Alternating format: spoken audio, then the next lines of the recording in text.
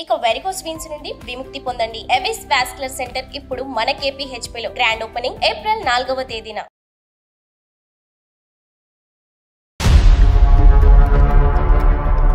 మీరు నమ్మరు మేడం, నేను ఆ వీక్ లో ఒక 3 days అయితే అన్నం తినలేదు మేడం. భర్తతో శారీరకంగా కలిసేటటువంటి క్రమంలో కూడా వాడి ఆలోచనలే వస్తూ ఉంటాయి. వాడి ఆలోచనలు తప్పుగా వస్తున్నాయి, ఇంకో విధంగా వస్తున్నాయి అనేటటువంటిది పక్కన ఉండేటటువంటి భర్తకు చెప్పుకోలేరు. ఏమనిపిస్తుంది మేడం, మనము మన భార్య ఇప్పుడు అదంటే ఇక తలుసుకుంటేనే నాకు చెప్పనీకి లేదు.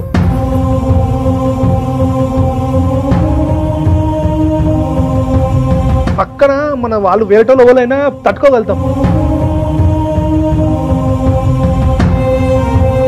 తను నాకు చెప్పుకుంటే నిజంగా అప్పుడు బాగా ఎక్కువ కోపం వచ్చేసి నేను వదిలేసుకోవడానికి ఇట్లా కావచ్చు, నాకు తెలియదు. ఇక వాడు ఏంటంటే ఇద్దరిని పావుల కింద వాడుకున్నాడు. అంటే తనకి ఏ మాత్రం భయం లేకుండా మాట్లాడాడు ఆ రోజు మీతో కూడాను. అసలు ఎవడ్రా నువ్వు? ఏ సంబంధం ఉందో లేదో తర్వాత తేల్చుకుందాము. నువ్వు ఎక్కడున్నావు చెప్పు ఫస్ట్. అసలు నువ్వు ఎవడు? అసలు ఏం చేసావు ఈ అమ్మాయితో చిన్నప్పుడు? ఊసలు లెక్క పెట్టలేదు నువ్వు. ఇప్పుడుకొచ్చి మక్కులు ఎరదంటారు.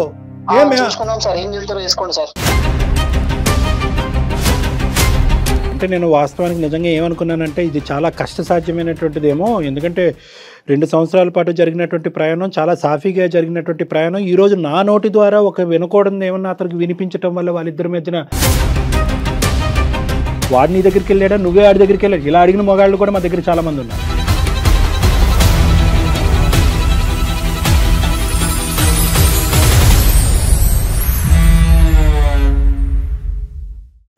నిమిషాలలో నొప్పి లేకుండా వేడికోస్ వెయిన్ చికిత్స. అవిస్ హాస్పిటల్, హైదరాబాద్. ఎవిస్ హాస్పిటల్ సమర్పించు అందమైన జీవితం కార్యక్రమానికి స్వాగతం.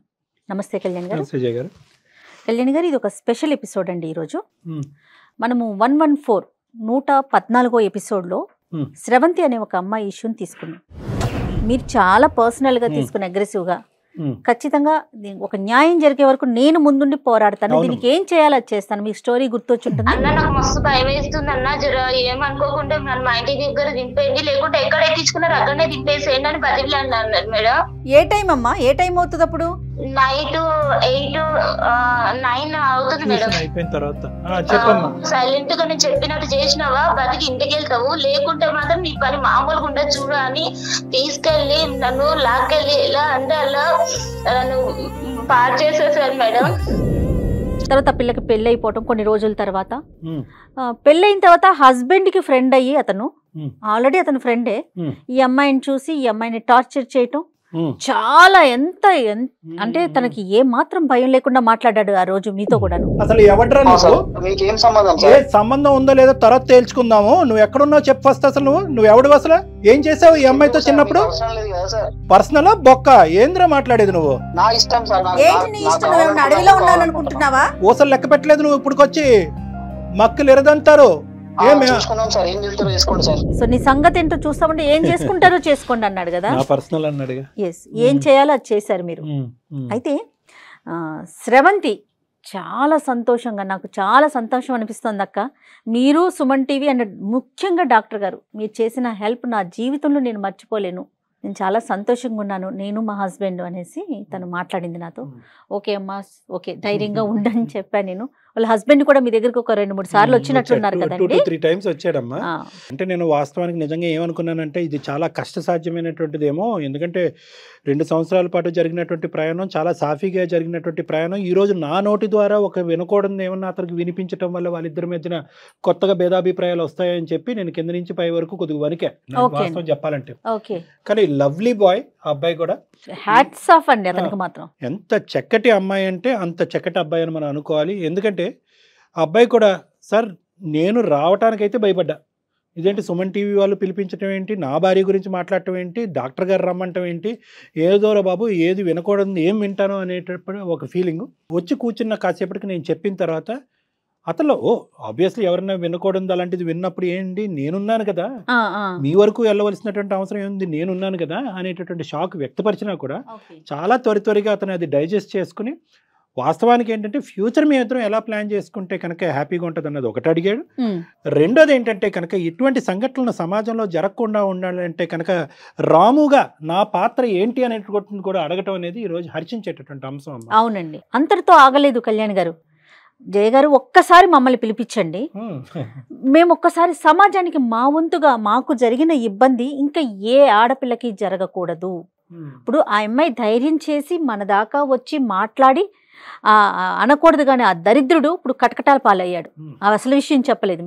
మీరు మాట్లాడిన దాంతో అతను పోలీస్ స్టేషన్లో ఉన్నాడు, శిక్ష అనుభవిస్తూ ఉన్నాడు. ఇది 10 మందికి తెలియాలి. ఆ రోజు నా సమస్యని ఎట్లా 10 మందికి తెలియజేశారో ఇది ఒక 100 మంది కన్నా తెలియాలి. ఆడపిల్లలు ధైర్యంగా ఉండాలి, దాంతోపాటు నాలాంటి మగవాళ్ళు కూడా నాకులాగా ఆలోచించాలి అనే ఒక కోణంతో వాళ్ళిద్దరూ కూడా మన స్టూడియోకి వచ్చారు. కళ్యాణ్ గారు కామెంట్స్ అయితే కళ్యాణ్ గారు నాకు గుర్తొచ్చినప్పుడల్లా చూస్తున్నానండి. ఊరికి మచ్చుకు 1-2 కామెంట్స్ మీకు చదివి వినిపిస్తానండి. ఒక అతను పెట్టాడండి, సార్ ఈ సైకో గాడికి 100% శిక్ష పడాలి. తర్వాత వచ్చేసి ఈ అమ్మాయితో మరో ఇంటర్వ్యూ చేసి ప్రజలందరికీ చూపించండి, ఈ అమ్మాయికి ఏ విధంగా న్యాయం జరిగిందని చెప్పేసి ఆ సైకో వాడికి శిక్ష పడితేనే అందమైన జీవితానికి అర్థం ఉంటుంది. సుమన్ టీవీకి ధన్యవాదాలు. తర్వాత శ్రీవాణి అటండి, డాక్టర్ గారు ఆ శ్యామ్ గారిని వదలకండి, పోలీసులకి అప్పగించండి, దయచేసి వాడి మీద యాక్షన్ తీసుకోండి, వాడికి ఎందుకంత పొగరసులు, ఒరే శ్యామ్ నీకు శిక్ష పడుద్ది, కంగారు పడకు, ఇంకేదో తిట్టారు, స్రవంతిని కాపాడండి. ఇట్లా రకరకాల కామెంట్స్ అండి, రకరకాల కామెంట్స్. రాము ఎలా రియాక్ట్ అవుతాడు అనేది కూడా ఆలోచించినట్టున్నారు కదా. రైట్ సార్, మరి వాళ్ళకి వచ్చేసారు కామెంట్స్, మనం చెప్పుకుంటూ పోతే ఎపిసోడ్ చాలదేమో. హాయ్ అమ్మా శ్రవంతి. Hi madam. నమస్తే, ఎలా ఉన్నావు? బాగున్నాను మేడం. రామ్ గారు బాగున్నారా? బాగున్నానండి. కళ్యాణ్ గారు ఎలా స్టార్ట్ చేయాలో తెలియట్లేదు నాకైతే. ఇదేంటంటేనమ్మా, ఒకటి ఇక్కడ ఈ ఎపిసోడ్ ఇలాగా అంటే దీన్ని ఏంటంటే ఒక సక్సెస్ స్టోరీ ఎపిసోడ్ లా మనం మాట్లాడుకుంటే ఈ ఎపిసోడ్ చేయడానికి 2 కారణాలు ఉన్నాయి, శ్రవంతి అండ్ రాము. మీ ఇద్దరు మా ముందుకు వచ్చినందుకు ధన్యవాదాలు. ఎందుకంటే ఈరోజు మాకు ధన్యవాదాలు చెప్పడం అనే ఉద్దేశంతో మీరు వచ్చినా కూడా ప్రధానంగా మీరు ఇక్కడ ముందుకు రావడానికి ఏంటంటే సామాజిక అవగాహన కొరకు మీరిద్దరూ ఒక ముందడుగు వేశారు కాబట్టి అది చాలా హర్షించేటటువంటి అంశం. మళ్ళీ ధన్యవాదాలు. కానీ నీ ద్వారా మేము నలుగురికి ఏం చెప్పాలి అని అనుకున్నామంటే, దయచేసి ఇలా నలగద్దు. ఒకప్పుడు మీ తల్లులు ఎవరైతే మీ అమ్మగారు స్టార్టింగ్లో వాళ్ళు చెప్పిన బంగారు తల్లి ఎందుకురా లేనిపోయిన ఎదలతో నోట్లో మనం ఎందుకు పట్టుకుందాం, మన ఊరు మారిపోదాం, ఇల్లు మారిపోదాం అనేటటువంటి ఉద్దేశంతో పెళ్ళి అయ్యేంతవరకు ఇలా నొక్కేస్తారు చూడండి. అటువంటి తల్లులకు కూడా మీలాంటి కూతుర్లు ముందుకు వచ్చి చెప్పాలి, అమ్మాయి ఇది కాదు, నేను ఈనాటి ఈ తరం స్త్రీ, నేను ఆ తరం అమ్మాయిని కాదు, నాలో ఒక ఝాన్సీ లక్ష్మీబాయి ఉంది, నేను పోరాడతా, వాడిని కటకటాలు వెనకట్లకి ఈడుస్తాను అనేటటువంటి స్థైర్యం అనే దమ్ము ధైర్యం అనేటటువంటిది అందరి ఆడపిల్లకి రావాలి అని చెప్పి ఈరోజు నిన్ను మళ్ళీ ఇక్కడ పిలిచి ఒకసారి మాట్లాడిపించాలి అని అనుకున్నాం. అలాగే రాముతో నేను పిలవటం జరిగిందమ్మా. Very convenient and very comfortable gentlemen. అందరు మగాళ్ళు ఇలా ఉంటారా లేదా అన్నది నాకైతే తెలియదు, కానీ ఇలా ఉండాలి అని నేను కోరుకుంటున్నాను. అప్పుడే నీలాంటి స్త్రీలు ఇలా ముందుకొచ్చి మాట్లాడటానికి అవకాశం ఉంటుంది. సో అది ఇంకో అంశం కాబట్టి మీ ఇద్దరిని పిలిచాను. నువ్వేం ఫీల్ అవుతున్నావు చెప్పమ్మా. నా లైఫ్ లో ఇదొక అద్భుతం అనుకుంటున్నాను సార్. ఎంత బాధనైతే అనుభవించాను, ఇప్పుడు అంత సంతోషంని నిజంగా మీతో పంచుకోవడానికి వచ్చాను సార్. అసలు నాది ఇది నిజమా కళ అనేది నేనే నమ్మలేకపోతున్నాను. చిన్నప్పటి నుంచి నేను పడుతున్న బాధని వేదనని ఇంత సింపుల్ గా సార్ మేడం ఇట్లా ఇంత సాల్వ్ చేశారు. వాడిని నన్ను ఒక మృగంలో నా మీద పడుతున్న ఒక్కడిని ఎంత మీరు ఇంత పోలీసులకు పట్టించి నాకు ఇంత హెల్ప్ చేశారు. నా తండ్రి అయినా చేశారో లేదో సార్, కానీ మీరు తండ్రి స్థానంలోని నా లైఫ్ ని నిలబెట్టారు సార్. నేను చావా బ్రతుకా అని ఉన్న ఒక్క చిన్న సిచ్యువేషన్ లో మీరు వద్దమ్మా అలాంటి డిసిషన్ తీసుకోవద్దు, నీకు బ్రతుకుంది, నీకు ఇంకా చాలా ఫ్యూచర్ ఉంది అని నన్ను ఎంత చెప్పారు మీరు ఇంటి దగ్గరకు వచ్చి. నేను మీకు ఫోన్ పెట్టేశాక కూడా చాలా ఏడ్చాను మేడం. వాడేమన్నా వస్తాడేమో, మీరు రియాక్ట్ అవుతారా లేదా, మీరు మాట్లాడాక ఎంత వరకు నిజం భయం అయింది మేడం. అసలు అంటే ఒక్క ఫోన్ కాల్ తో మీరు ఇంత రియాక్ట్ అవుతారు అనుకోలేదు. నేను చాలా ఏడ్చాను ఇంట్లో కూర్చుని. అయ్యో మళ్ళీ ఇది మా ఆయనకి తెలిస్తే వాడు వెళ్ళి మా ఆయనకి చెప్పేస్తాడేమో, ఆయన వచ్చి ఎలా నన్ను ఇన్ని రోజులు నిలబెట్టుకున్న నమ్మకం పోతుందేమో, నువ్వు నాకు ఇన్ని రోజులు దాచిపెట్టినవు ఇలాంటి నిజాన్ని, నా దగ్గర ఉన్న నమ్మకం పోగొట్టుకున్నావు అని ఎలా అంటాడని అదొక చాలా మెంటల్ కండిషన్కి వెళ్ళిపోయా. మీరు నమ్మరు మేడం, నేను ఆ వీక్ లో ఒక 3 days అయితే అన్నం తినలేదు మేడం. అంతా ఏడ్చుకుంటా ఉన్నాను. కానీ మీరు ఒక ఫోన్ చేశాక ఒక్క 1 hour వితిన్ 1 hour లోనే ఇంత రెస్పాన్స్ అయ్యారు. నాకు లైఫ్ మళ్ళీ తిరిగి ఇచ్చేసారు అది మేడం. పూర్తిగా డాక్టర్ గారి అసలు చదివేనమ్మా. నేను నమ్మలేకపోయాను మేడం. మీరు వచ్చి డోర్ కొడుతుంటే కూడా నాకు భయం, చేతులు కాళ్ళు వణికిపోతున్నాయి. లోపలికి వెళ్ళి దాక్కునే అంతా వెళ్ళిపోయాను మేడం. మేము సుమన్ టీవీ నుంచి వచ్చాం అనగానే నాకు అసలు ఎక్కలేని రెక్కలు వచ్చేసినట్టు అనిపించింది. మేమే అనుకున్నామమ్మా, లేదంటే శ్యామ్ గారు సుమన్ టీవీ అని చెప్పుకుని వచ్చాడు అనుకున్నావా? ఆ భయం వేసిందా? అంటే భయం వేసింది సార్. ఫస్ట్ డోర్ కొట్టగానే అసలు చేతులు కాళ్ళు వణికిపోయాయి. వాడు శ్యామ్ వచ్చాడా లేకుంటే వాడు మా ఆయనకి చెప్తే ఆయన గబన కోపంతో వచ్చాడా లేకుంటే ఇంకెవరైనా, అట్లా ఒక భయం అనేది మొత్తం చేతులు కాళ్ళు వణికిపోతున్నా. అసలు నాకు మొత్తం చెమటలు పట్టేసి ఏం చేయాలో అసలు ఏం అర్థం కాలేదు మేడం. ఈ టెన్షన్ నుంచి బయట పడిపోతానా, నా లైఫ్ ఇంకా నాకు ఉంటుందా, ఇక ఈ బాధలన్నీ ఉండవా అన్నట్టు ఒక మనసులోనే మీ ముందు అందరి ముందు కూర్చొని మాట్లాడుకుంటూనే ఇప్పుడు దాదాపు 100కి పైన ఎపిసోడ్లు చేశాము. ప్రతి చోట కూడా డాక్టర్ గారు చెప్తారు, ఆడపిల్లలు ముందుకు రావాలి, భర్తలు చేసే తప్పులు కానీ వాళ్ళు పడే ఇబ్బందులు కానీ ముందుకు వచ్చి మాట్లాడండి అమ్మా, మీరు ఫస్టే మాట్లాడితే సమస్య ఇంత దాకా రాదని దాదాపుగా ప్రతి 2 ఎపిసోడ్లో ఒక ఎపిసోడ్ ఆయన అదే మాట చెప్తూ ఉంటారు. అంటే ఇక్కడ ఏంటంటేనమ్మా శ్రవంతి, ఇక్కడ చిన్న ట్విస్ట్ ఏమైందంటే, నీకు ఎందుకు ఇంకా సందిగ్ధ పరిస్థితులు వెళ్ళిపోయిందంటే, చాలా మంది ఆడపిల్లలు ఇది ఉండదమ్మా, నీకు జరగటం వల్ల ఇది నువ్వు బయటకు వచ్చావు. నీది ఫేజ్ 2 సెకండ్ ఎపిసోడ్ ఇది నీకు మొదలైంది. ఆడప్పుడు అలా చేసిన వాడు మళ్ళీ మీ భర్త యొక్క ఫ్రెండ్ రూపాన్న మీ ఇంట్లోకి రావటం అనేటటువంటిది నరకం. అది నువ్వు చూసి చాలామంది ఆడపిల్లలు ఏంటంటే ఇటువంటి సంఘటనలు జరుగుతాయి, సరే ఏదో అయిపోయింది అనేటటువంటి దాంతో క్లోజ్ చేసి పెళ్లి చేసేసుకుని జీవితంలో ముందుకు వెళ్ళిపోతారు. ముందుకెళ్ళినా కళ్యాణ్ గారు అప్పుడప్పుడు గుర్తొస్తుంది కదండి PTSD వస్తుంది. అంటే PTSD అంటే ఏంటంటే పోస్ట్ ట్రామాటిక్ స్ట్రెస్ డిసార్డర్ అని వస్తూ ఉంటాయి అనమాట. అది మన ఇండివిజువల్ మెంటాలిటీస్ బట్టి ఆధారపడి ఉంటుంది. కొంతమంది ఆడపిల్లలు అది మర్చిపోగలరు, అది అదృష్టం ఉంటే కనుక మర్చిపోరు. కొంతమందికి PTSD వస్తాయి అంటే కాన్స్టెంట్గా అవే ఇమేజెస్, అవే పిక్చర్స్, అవే ఆలోచనలు, భర్తతో శారీరకంగా కలిసేటటువంటి క్రమంలో కూడా వాడి ఆలోచనలే వస్తూ ఉంటాయి. వాడి ఆలోచనలు తప్పుగా వస్తున్నాయి, ఇంకో విధంగా వస్తున్నాయి అనేటటువంటిది పక్కన ఉండేటటువంటి భర్తకు చెప్పుకోలేరు. ఎందుకంటే భర్త ఎలా రియాక్ట్ అవుతాడు, అందరూ రాములా రియాక్ట్ అవుతారా లేదా అనేది తెలియనటువంటి పరిస్థితి. ఇలాంటి సందిగ్ధంలో ఉండి సివియర్ డిప్రెషన్లోకి వెళ్ళినటువంటి ఆడపిల్లలు చాలామంది ఉన్నారు. నువ్వు బహుశా కూడా నువ్వు కూడా మా దగ్గరకు వచ్చి ఉండేదాను కాదు. వాడు సెకండ్ ఫేజ్ లో వచ్చి రాము స్నేహితుడుగా వచ్చి మీ ఇంట్లో మళ్ళీ దూరి నిన్ను థ్రెట్ చేయకపోతే నువ్వు మా దగ్గరికి ఎందుకు వస్తావు? కథ ఎప్పుడో కంచికి చేరింది కదా, ఇప్పుడు ఎందుకు ఆ గొడవని మర్చిపోయి ఉండేదాన్ని. నేనేమంటున్నానంటే స్రవంతిలాగా జీవితంలోకి సెకండ్ టైం శ్యామ్ అనే వ్యక్తులు ఎంటర్ అయినప్పుడు ఇలా రావటం కాదు, ఫస్ట్ టైం ఎంటర్ అయినప్పుడే తేల్చుకోండి. అప్పుడు తేల్చుకోలేకపోతే త్వరలో అన్న తేల్చుకోండి. ఎందుకంటే ఇది కేవలం మీ జీవితానికి సంబంధించినటువంటిది కాదు. మీలాంటి ఆడపిల్లలు ఎంతో మందికి మీరు ప్రాణం పోసినటువంటి వాళ్ళు అవుతారు. కాబట్టి ఆ విధంగా అందరూ ఆడపిల్లలు, నా గురించి కాదు, నా గురించి అనుకుంటే ఏమనుకుంటారు, నాకు పెళ్ళి అవ్వాలి, మా అమ్మ పరువు, మా కుటుంబ సభ్యులు ఏదో అనుకుంటారు. ఈ విధంగా మనం కప్పేసుకుంటాం. కాదు, నాలాంటి ఆడపిల్లలు అక్కడి వరకు మానభంగం చేశాడా, లేదంటే మానభంగం చేసి ఎంతమందిని ప్రాణాలు తీశాడో ఆ ఎదవ అనేటటువంటి ఆలోచనతో మీలాంటి ఆడపిల్లలు ముందుకు వస్తే కనుక, సమైక్యంగా ముందుకు వస్తే కనుక, అమ్మని నాన్నని భర్తని అందరినీ పక్కన పెట్టి ముందుకు వస్తే కనుక గోప్యంగా మీ ఇష్యూ రిజాల్వ్ అవుతుంది. అలాంటి వాళ్ళకి శిక్ష పడుతుంది. అలాంటి వాళ్ళకి శిక్ష పడిందని 10 పేపర్లో ఇలాంటి న్యూస్ ఛానల్లో వస్తుంది. అప్పుడు అలాంటి వాళ్ళలో ట్రీట్మెంట్ అనేది ఆటోమేటిక్గా జరుగుతుంది అనమాట. ఎవడు కాడు అక్కడికి ఆగిపోతారనమాట. కరెక్ట్ అండి. అసలు ఇక్కడ మనం రాము గారిని మాత్రం ప్రత్యేకించి అతనికి కృతజ్ఞతలు చెప్పుకోవాలండి. రాము గారు, అసలు మీకు అంటే ఎప్పుడు తెలిసింది, మీ రియాక్షన్ అసలు ఏ విధంగా ఉందండి? అంటే నాకంటే నేను జాబ్ చేస్తున్నాను, చేసేటప్పుడు సడన్ గా ఫోన్ వచ్చింది. ఎవరో ఫోన్ అని లేపితే నేను సుమన్ టీవీ నుంచి అన్నారు. సుమన్ టీవీ నుంచి నాకెందుకు ఫోన్ చేస్తారు మీరంటే, ఇట్లా సారు కలవమన్నారు, డాక్టర్ గారు కలవమన్నారు. అంటే నాకు అర్థం కాలేదు, నన్ను ఎందుకు కలవమంటారు, అసలు నాతో వాళ్ళకేం పని అంటే, ఒకసారి వచ్చి కలవండి మీతో పని ఉందంటే సరేలే అని వెళ్ళాను. సార్ దగ్గరికి వెళ్ళిన తర్వాత కూర్చోమన్నారు. కూర్చోమని నేను ఒకటి చెప్తా, కంగారు పడకు అని. నాకు ఫస్ట్ చెప్పేటప్పుడు అర్థం కాలేదు, నాకేంది చెప్తారు ఈయన, నాతో ఏం పని ఉంది నాకు, నేను ఎప్పుడు చూడలేదు. టీవీ ఇప్పుడు మొబైల్లో చూస్తాం మేము అంతే, మిమ్మల్ని టీవీలలో మొబైల్లో చూసుడు తప్పించి డైరెక్ట్ చూసి లేదు. ఇక సారు మెల్లగా చెప్పుడు స్టార్ట్ చేసిండు. స్టార్ట్ చేయగానే ఫస్ట్లో నాకు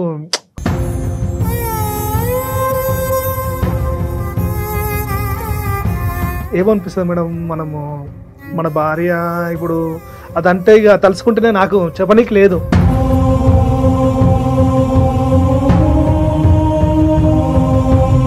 అంతే అంతే, వదిలేసేయండి, ఆ ఘట్టం వదిలేద్దాం. అసలుంటిది ఫస్ట్ అనుకోలేదు. నాతో చాలాసేపు కూర్చుండు సారు. ఆయన సారు చెప్తున్న కొద్దీ నాకు ఇక అప్పుడు అనిపిస్తుంది, కరెక్టే జరిగిపోయింది, దాని గురించి మనం ఎందుకు ఆలోచించాలి, ఇప్పుడు నా పరిస్థితి వేరుంది, నాకు పిల్ల ఉంది, నాకు పాప ఉంది, నా పాపతో నేను సంతోషంగా ఉన్నా, నేను ఇట్లున్నా కదా, ఇట్లా బతుకుతా కదా అని చెప్తే, సరే నీకు ఒక్కసారికి అయిపోదు, ఇంకా 2 సార్లు 2-3 సార్లు నీకు చెప్తాను, అప్పుడు బాగా తెలుస్తుంది అన్నారు. సరే 2-3 సార్లు అన్నాడు కదా అని చెప్పి 2-3 సార్లు వెళ్తే అప్పుడు ఇంకా ఫస్ట్లో అంత డౌట్ ఉంది, నాకు డౌట్ లేదని చెప్పాను. ఫస్ట్ సెక్షన్లో ఉన్నది వెళ్ళినా నేను కూడా కొద్దిగా ఉంటది కదా మేడం, మనం ఏం పెద్ద అది కాదు కదా, మన భార్య అన్నప్పుడు ఎట్లుంటది, పక్కన మన వాళ్ళు వేరేటోళ్ళు ఎవరైనా తట్టుకోగలుగుతాం.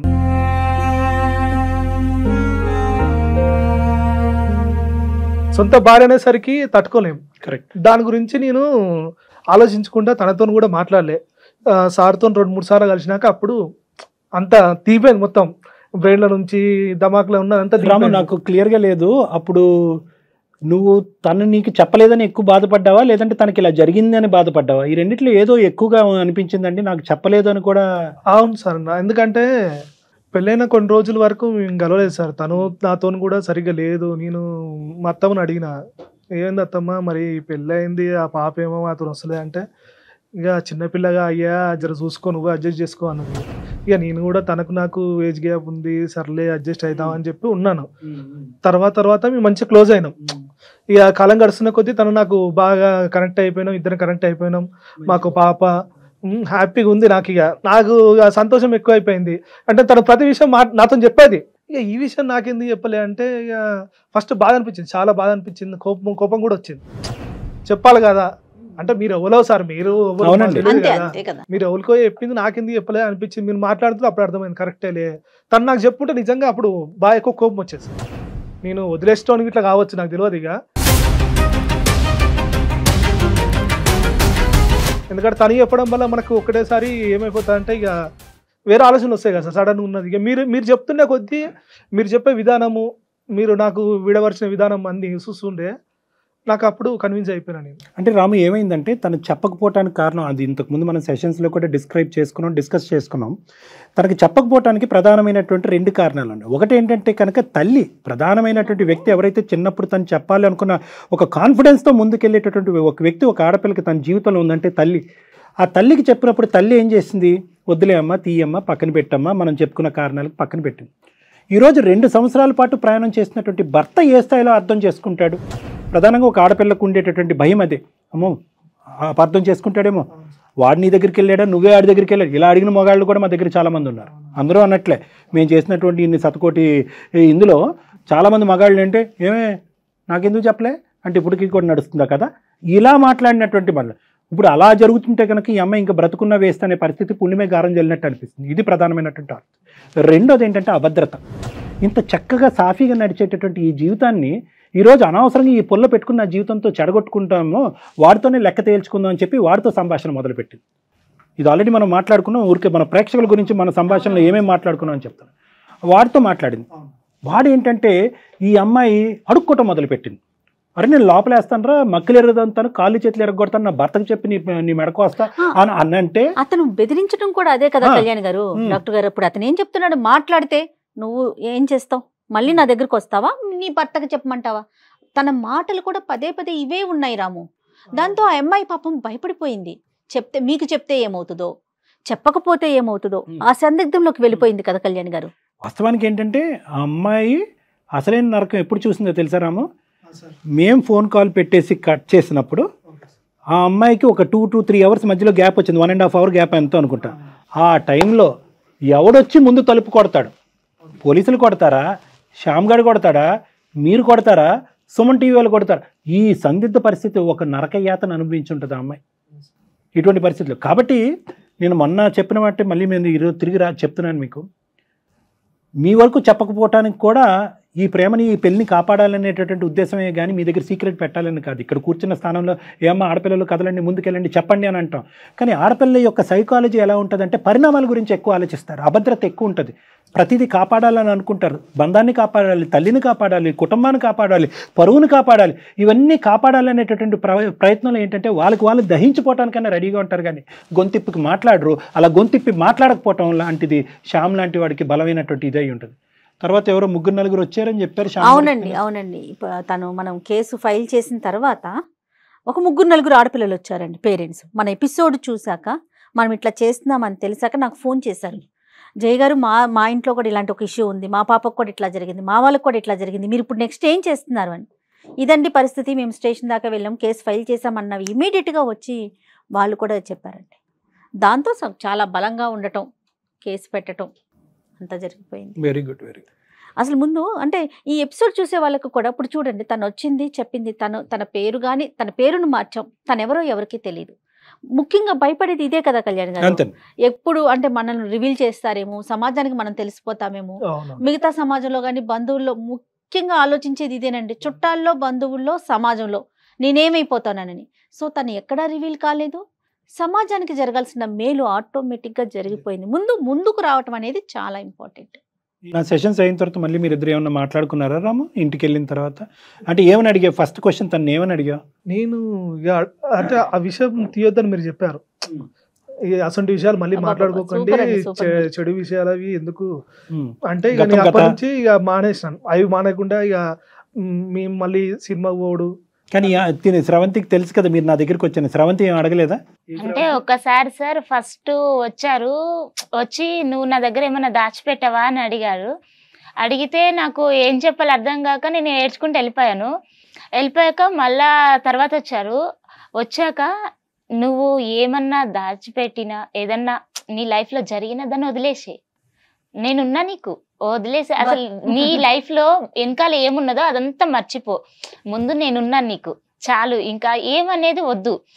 నీ బాధ ఉందా, ఏడుపు ఉందా, అదంతా వదిలేసే, అదంతా నాకు ఇచ్చేసే, నా సంతోషాన్ని అంతా నువ్వు తీసుకో, జరిగింది జరిగిపోయింది. అట్లా జరిగిపోయింది. ఎంత చెప్పారంటే అసలు సార్ ఏం చెప్పారు, ఎట్లా చెప్పి మనసు మార్చారు నాకు అసలు అర్థం కాలేదు మేడం.